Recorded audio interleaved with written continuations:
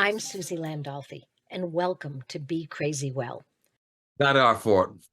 It's never our fault. Wait, you don't think we're old? Have you looked in the mirror? Because I have every day. I know I'm old. But we're not the ones who are at fault. What is it? It's the Zoom technicians that are at fault. We're fine.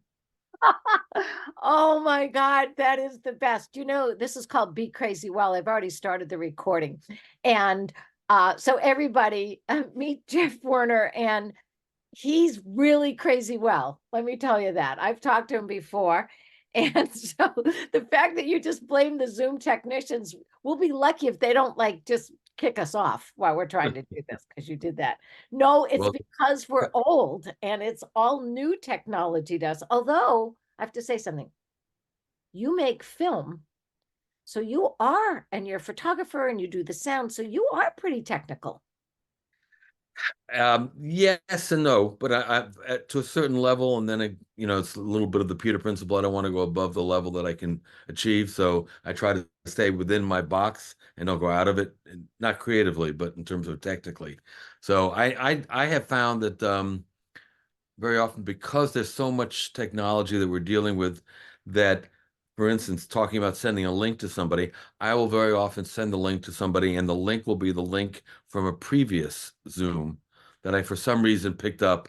But you know what I mean? But it's just because I'm a little bit overly involved in stuff. And so it's not necessarily age. It may also be just trying to juggle too many things at one time. Oh, who taught you that? Who taught you that you had to juggle a whole bunch of Uh, I don't, dad, I think mom?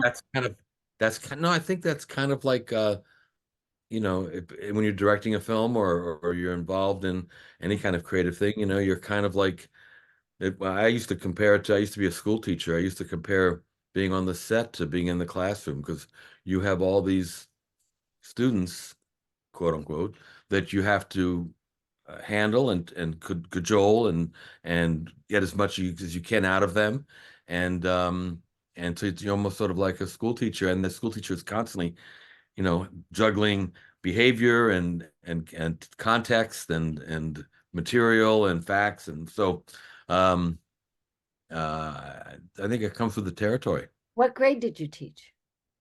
I taught fourth and fifth grade. I actually had a Oh, very interesting kind of situation where I taught a fourth grade class, and they inaugurated, this was back in New York, and they inaugurated a program where the teacher and the class moved up to fifth grade together.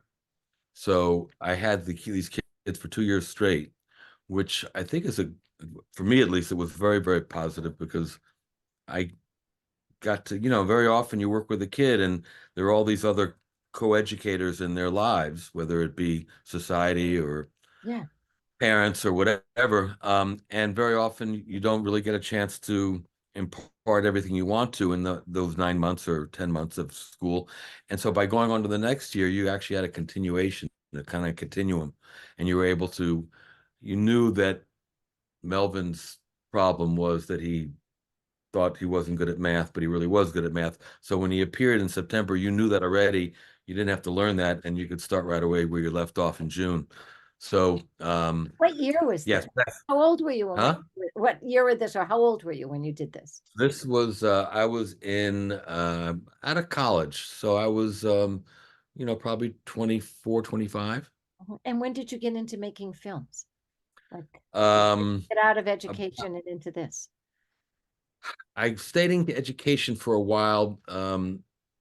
I came down to Los Angeles to get into film. I'm going to say 3, 4 years later. Oh, okay. So you've been here for a while. Oh yeah, I've been here for a while. Uh,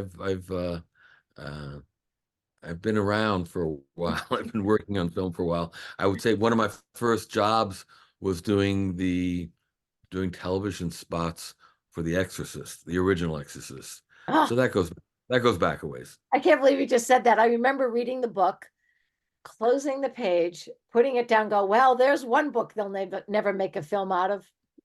Boy, was I wrong. Right, but I remember saying that, after reading some of those things that happened in that bedroom, I was like, no, Oh, be able to make a film out of that. I see. Uh-huh. So I want to tell everybody that because we have a lot of veteran listeners and a lot of people who are from veteran families, married into veteran families. You did something quite remarkable and quite wonderful. And I've seen the film. I always love it when people interview people that are books. I never believe they read the book. I believe they read the excerpts and they go, oh, or their assistant put, little post-it notes in the pages, Right. right? But I watched that whole film. Well, Uh, thank you very much. I appreciate that. you're welcome. And I told you how not only moved I was, I really appreciated even the technical part of it. Your eye, the sound, the editing, how you filmed it, and you pretty much did almost all of it on your own. So I do want to tell you how grateful I am, and it just came out on Netflix. So here's what I'd like to do because It's on Amazon Prime. Amazon Prime. That's it. That's it. Sorry. Um, and that's where I saw it, Amazon Prime, actually. So I want you to tell everybody the name. I want to make sure we get in as much as we can about the film. And I did tell you the other day, I want you to do a sequel. That was my whole point to get you on Right. to do this. And so please share with everybody because it's out now. It's available for them to see, and it's absolutely imperative that they get to have all that information. So tell us about your film. Well, the film is called Those Who Served. It follows the stories of three Marine veterans who return after combat with combat trauma and PTS, and who wind up after a while in civilian life committing crimes, and they wind up in the criminal justice system. And the film explores this nexus of the veteran with a psychological issue running afoul of the law and committing crimes against the very same communities they risk their lives to protect.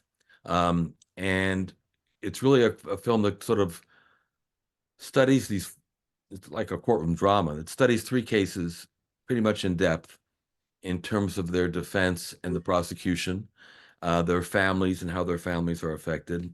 Um, and it gives you a sense of um, what might be questions we could start asking regarding this field of veterans in our criminal justice system. There is currently the film is kind of timely because there is currently a commission called the Veterans Justice Commission, headed up by Leon Panetta and Chuck Hagel, ex-Secretary of Defense, ex-CIA officer. And they are going around various state legislatures and in Congress trying to look at the laws that might be altered to mitigate some of the sentencing and also address some of the initial problems when veterans reenter into society. And so, which is something that didn't exist when I first started this film. I started this film now almost 10 years ago with the first case of a young, highly decorated Marine, had been in Laura Bush's detail, had been in Secretary Hillary Clinton's detail. And when you are asked to be in one of those details and to work at some of the embassies that he worked at, you are kind of the creme de la creme in the Marine Corps. And he had a severe PTSD episode and started hallucinating, feeling that his family was being attacked, and went upstairs in his apartment building and killed a neighbor. And part of his defense was that the PTSD was active and that he was not guilty by reason of insanity. And that was a unique, rarely tried way of holding a defense for a murder case. And there are two other cases as well.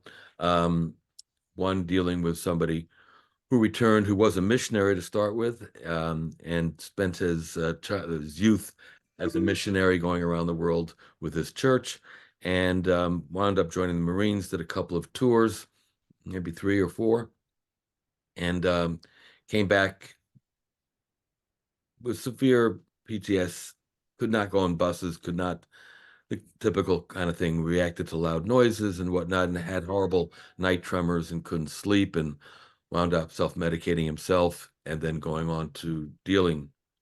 Um, so there are these various different cases, and if one is interested in this meeting of the mental health of veterans and the criminal justice system and how we might massage it so that it's a little bit more understanding and at least more informed about the veteran and the reentry of veterans for the jurors, future jurors, and for future DAs and future judges. Um, I hope the film will start a conversation about that, a discussion, and it's available. It's called Those Who Serve. It's available without commercials on Amazon Prime. If you go to the Amazon Prime online, you can rent it without being a member of Amazon Prime TV.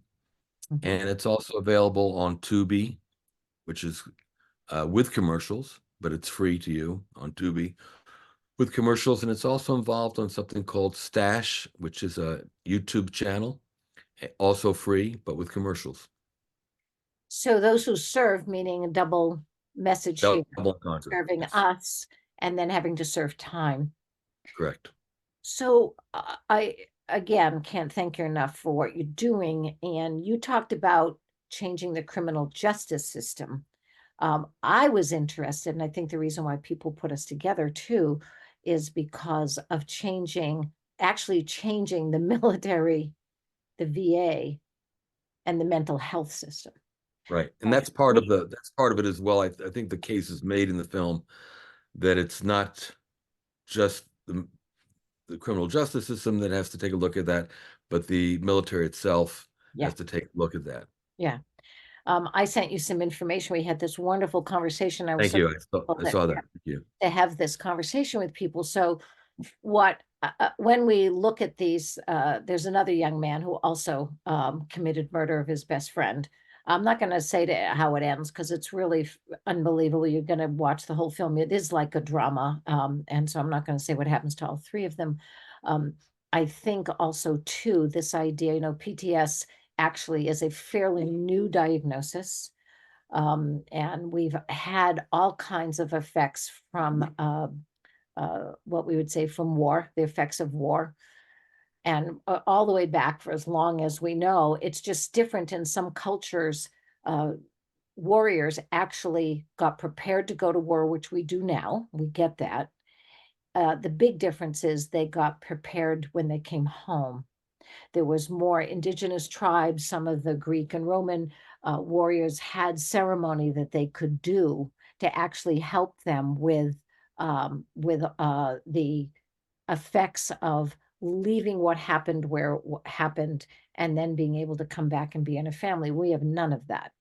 We have programs where you can go and, get your resume spruced up before you leave the military, but there isn't any real transition program that I'd say is that effective either in the military. And so then what happens when they come out, it's actually left up to some of us who would work at VSOs to help try to create something that would help with the transition. And I'm the clinical director of one called Merging Vets and Players, where we put combat veterans together with retired professional athletes. And on a weekly basis, they get to meet and talk about their transition and their issues. And they do peer-to-peer support, and then I add the other clinical support. What struck me when I started to work with combat veterans was when they started to tell me about their deployments, there was lots of horrific things that I heard. Sometimes the horror was that another combat veteran hurt the one of their buddies, one of their unit members. So it wasn't always that the enemy was clear about what was going on. But besides that, I kept hearing I'd go back tomorrow. I even got a sense of the first young man in your film that if he had had an opportunity to stay in, oftentimes young men and young women get out of the military because they want to start a family, and there's this choice. Now, remember, the first choice they made was to go into the military actually before they started a family. That seems to be more common. And I would hear these horrible stories and I would see these injuries, even physical injuries, and they'd say, I'd go back tomorrow. And I'm confused now. We're saying that this horrible situation on the battlefield, which was horrific, caused all of this mental stress. And yet they're telling me they'd go back tomorrow. So I shared with you that, and then when they come back, let me just go do that. So now they get hurt, they have to go back home. And they're going back home, maybe to a civilian life that wasn't so wonderful. Going into the military at 17 years old might be a reason that you're leaving a home, not necessarily just going in to serve your country, but to actually leave a more dangerous situation. So I sent you some research that we did, and it was this idea that 25 to 35% of all veterans go into the military with PTS from their childhood. And therefore they go in and those PTS symptoms actually help them. I know that sounds weird, but if you're on a battlefield, you should be hypervigilant. Not so much in Walmart, although maybe now you should be in Walmart. But this idea of having no tolerance for mistakes, being ready at a moment, not sleeping well because you could get bombed at any time, those are superpowers when you're in the battlefield. They're not when you come home. They also found purpose. I mean, even in your film, you could see the pride of those young men about what they did and how they served, how grateful they were. Oh, that's my dog with three legs. I have a dog with 3 legs and no teeth. So anyway, this idea that they lost that value as well when they come home. And I think those are the things too. And I said to you, I wanted to have you do a sequel.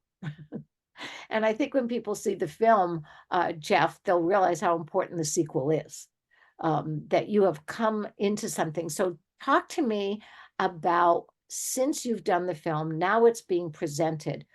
What have you learned yourself about what you think we could do better all around?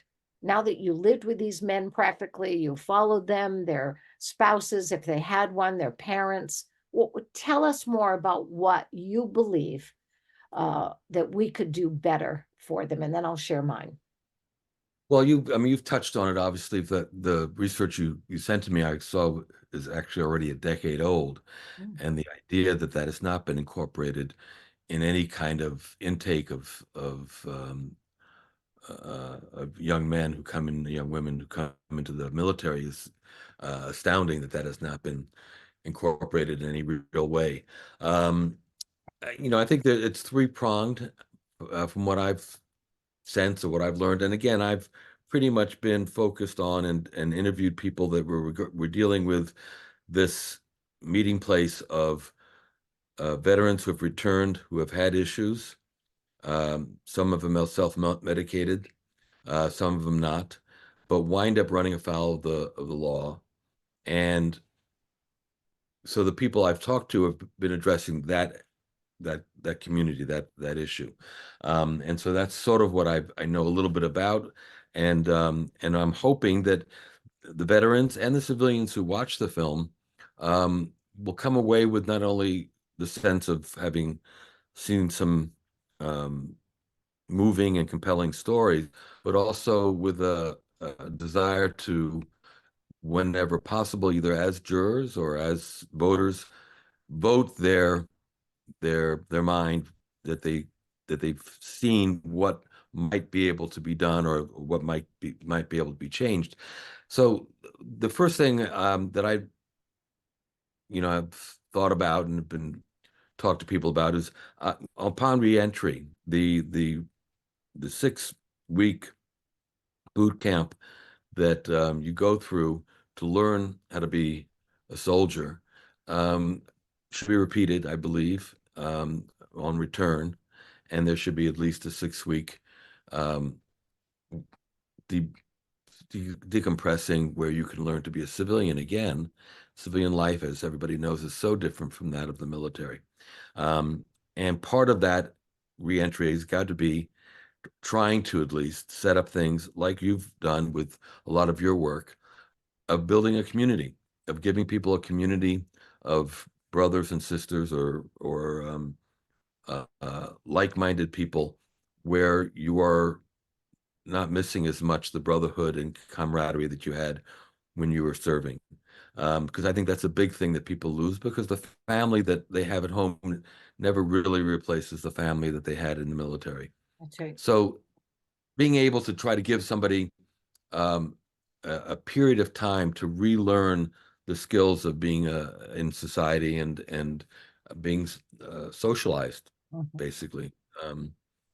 And then if by chance there is a situation where a veteran then winds up having broken a law and been arrested and been incarcerated, that we have a much better way of knowing who's being incarcerated and how many of those people who are incarcerated are veterans, and uh, and being able to, we do have now in some jails and in some prisons, state prisons, they do have um, modules that are made up of veterans so that the veterans can serve their time with other veterans, which has worked out quite well in many cases.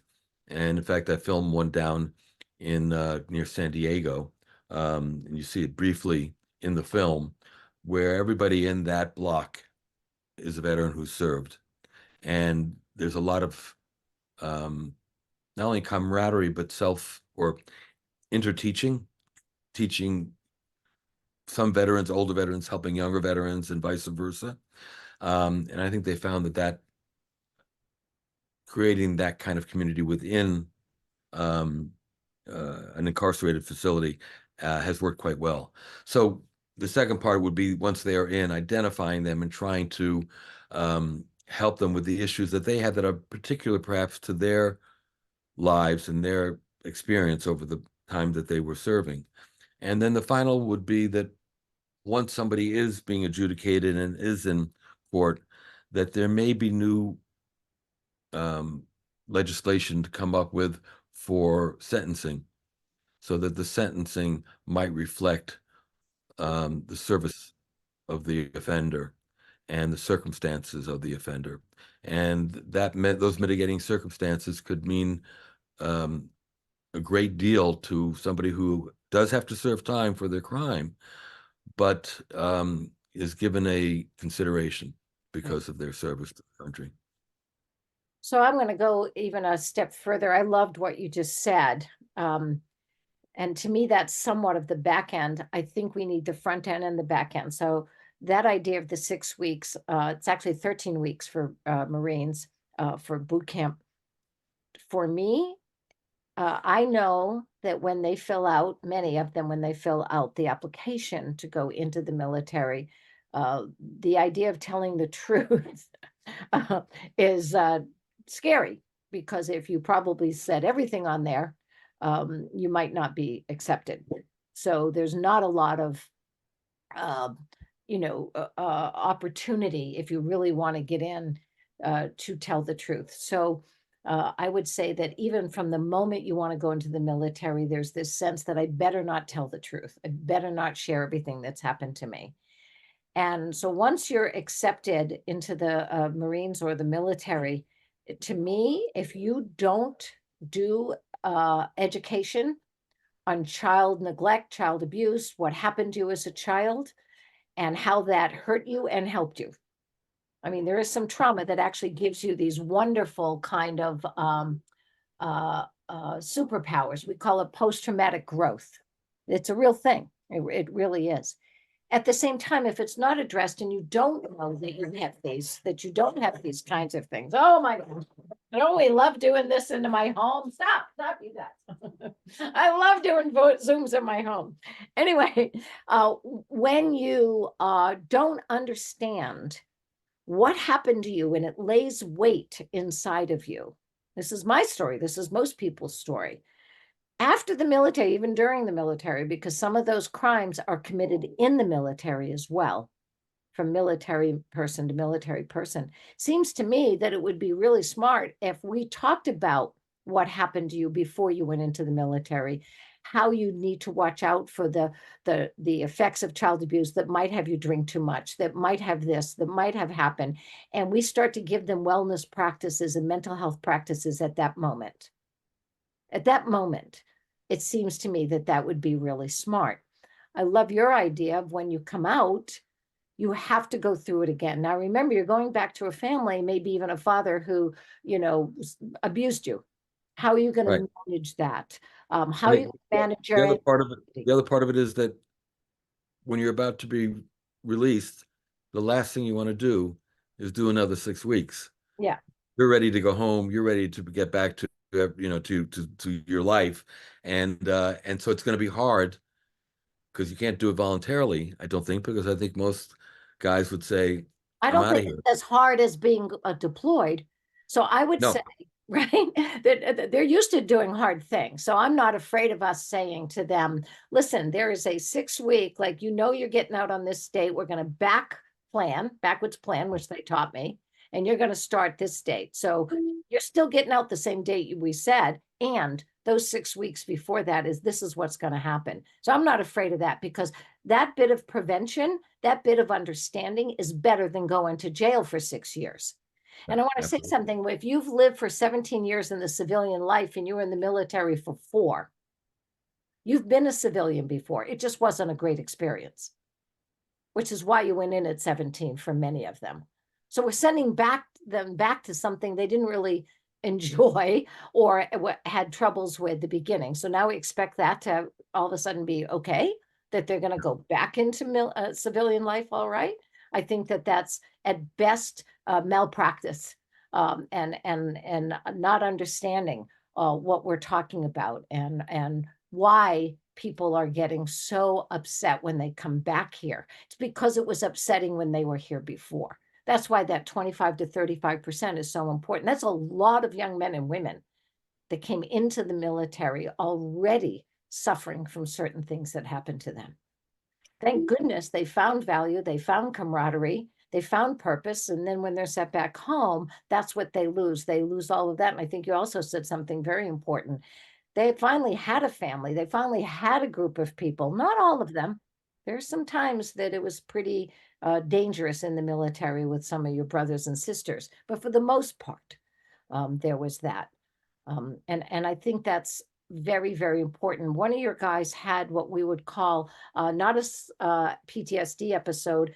He had an actual psychotic episode that when you believe you're somewhere where you're not, when you're hearing things and being back somewhere, that's actually losing touch with reality. A PTSD episode would be, oh my God, I'm hearing that bang and it's bringing me back to the battlefield. He thought he was on the battlefield.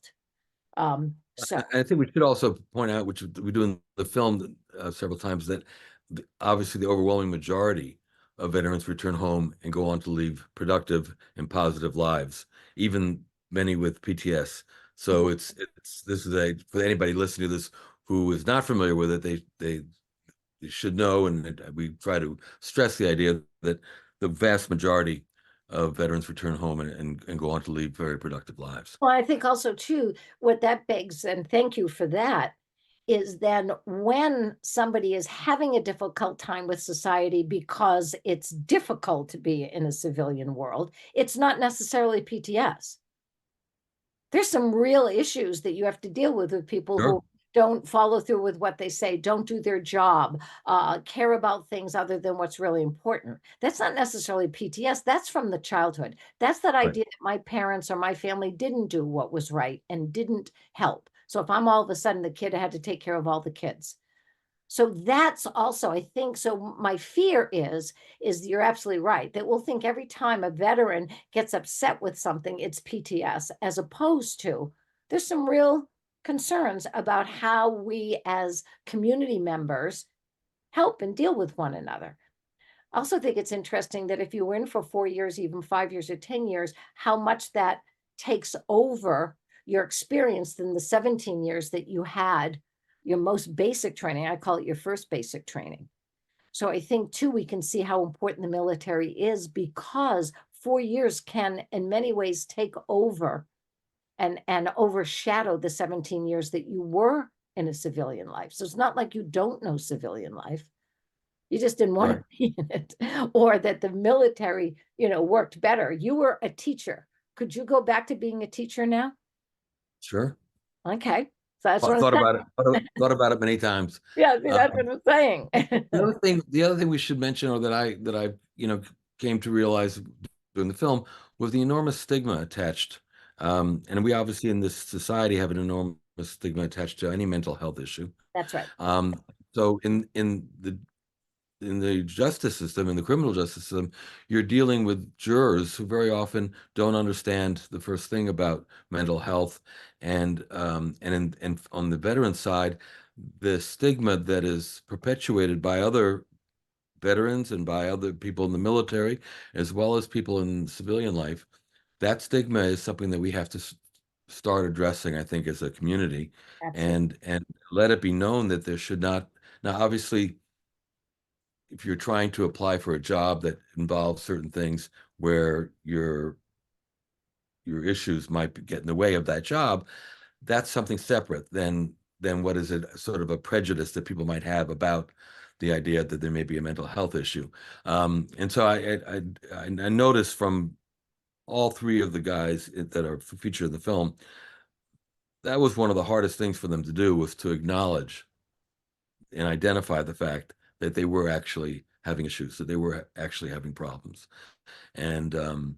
and so that's something, and that stigma enables you to lie to yourself and to lie to others. Yeah. Your fear of people Yeah. pointing you out. Well, that's also true. I mean, when you think about what I said to you earlier, was they'll lie to get in. So if they have an issue, they won't put it on their application. They'll lie when they're in there in order to stay either downrange or in the military. So if there's an issue. So it is such a desperate need to Yeah, make sure that I get to do the things that I want to do and serve the way that I serve, and be there. You're right. We don't make it easy for people who serve, that would be first responders or anybody else in that kind of way, to make it easy to say, I need help, that I deserve it, is how I teach the veterans I work with. You deserve help. You deserve it. And if you'll help somebody else on the battlefield, or you'll help somebody else anytime in the service, why are you denying the opportunity for others to serve you and to right, help you? And you might actually be better after you are able to admit that, oh, you know what, I need some help.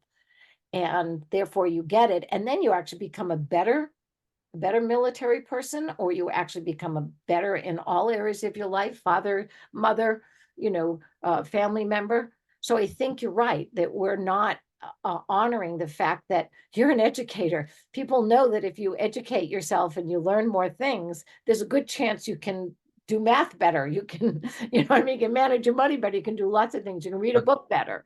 Yet with mental health, we don't believe that. We don't say, well, gee, if I knew more about how my childhood affected me, or if I knew more about anxiety and depression, of which I struggle with, I'm going to be a better person when I know about it and how I can take those symptoms and mitigate them.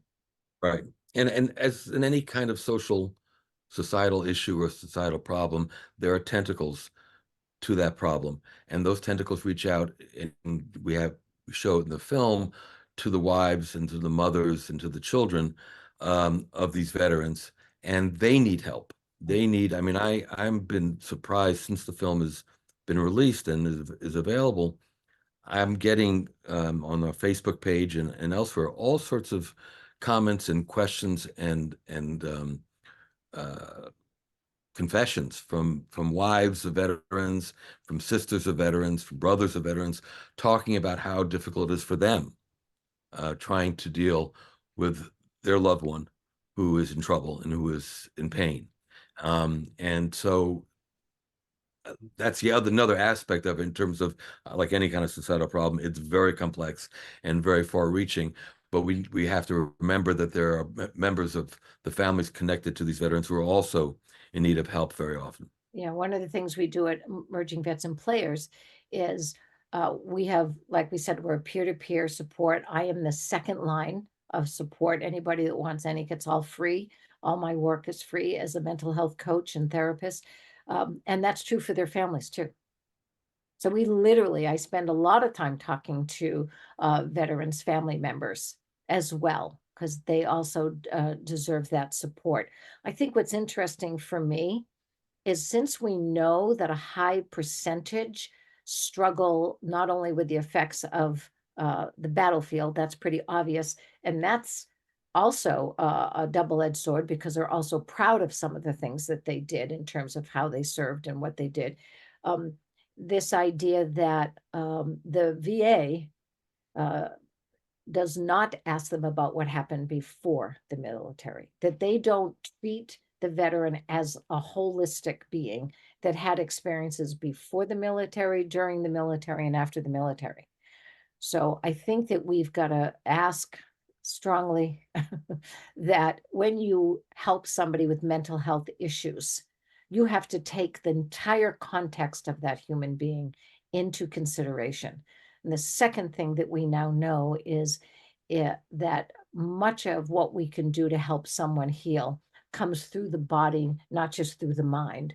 So the other thing you do is you don't treat just someone's thoughts and feelings, but you treat their entire body, their entire being.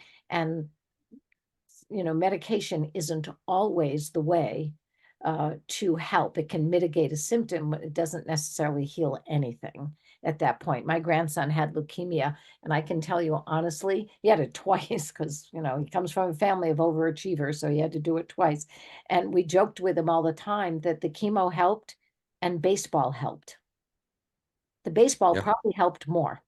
So when Mhm. he was bald and thrown up in the trash can, we knew that that was part of his healing. That was part of him being able to get stronger and to help get his body back into working with itself and not hurting itself.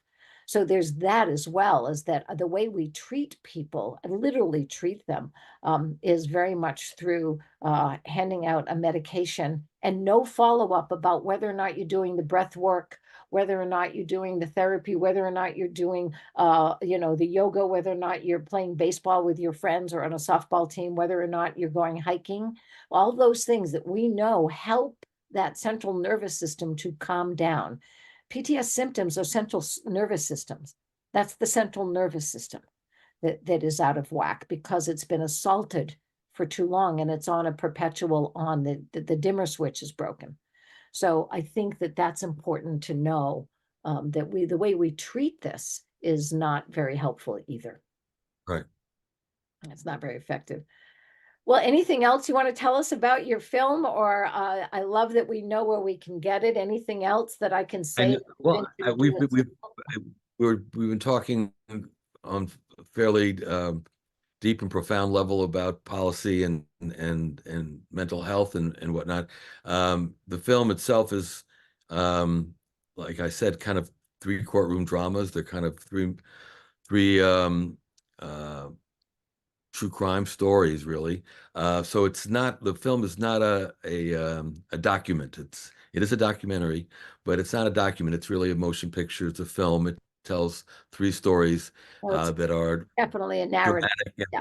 and emotional, and so it's not a lot of lawyers and doctors talking to you and telling you about the issue.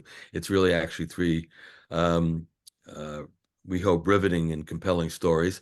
And the ultimate, I mean, the one thing I guess I would like to leave with anybody would be, in the film we talk about Nemo Residio, leave no man behind, which is a sacred saying from the military.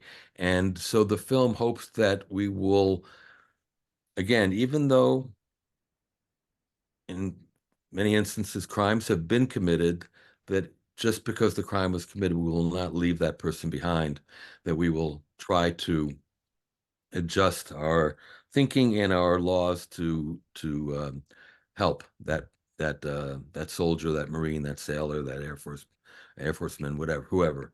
Yeah, I appreciate. Well, thank you so much. I so Thank you, appreciate Suzi. I everybody. appreciate it. Yeah. So say the title again. Those who serve. and Those hurts. Yes. those are served on Amazon Prime, on Tubi, on Stash, and if we're on, Facebook and Instagram, if you watch it and you want to talk about it or discuss it or have questions or problems, please feel free to comment and let us know, and we'll get back to you. So, Jeff, I want to tell you what a lot of the wonderful young men and women I work with, I'll say to you, you're not too bad for a civilian. So Thank you. that's I'll take that's that as the a compliment I get. And I say, thank you so much, because civilians irritate me too, and I am one. compliment. Well, thank you for all the work you do, Suzi. You're welcome. Bless you. Everybody, Take this care.